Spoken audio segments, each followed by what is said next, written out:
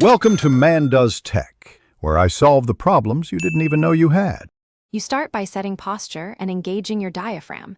This is non-negotiable. Breathe in for 3 or 4 seconds into a low belly expansion, then release on a steady sigh to sense control. Once done, add 30 seconds of lip trills to remove throat tension and 1 to 2 minutes of gentle sirens to map your comfortable range. Make sure to keep the jaw soft and the tongue relaxed. These first actions create the physical feedback you need to sing naturally.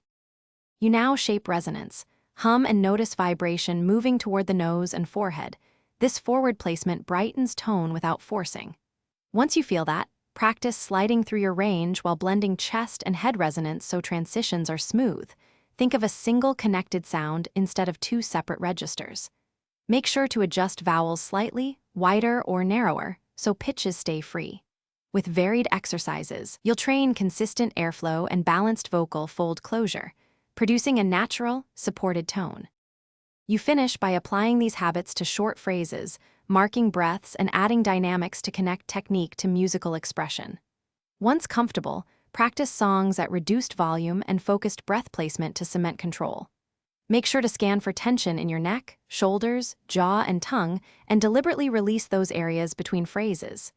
If things go wrong, strain, pinching, or loss of range, drop volume by about half and slow the tempo by 1/4 to 1/3. This easily resets balance and prevents injury. Thanks for watching. If you found this helpful, don't forget to like and subscribe.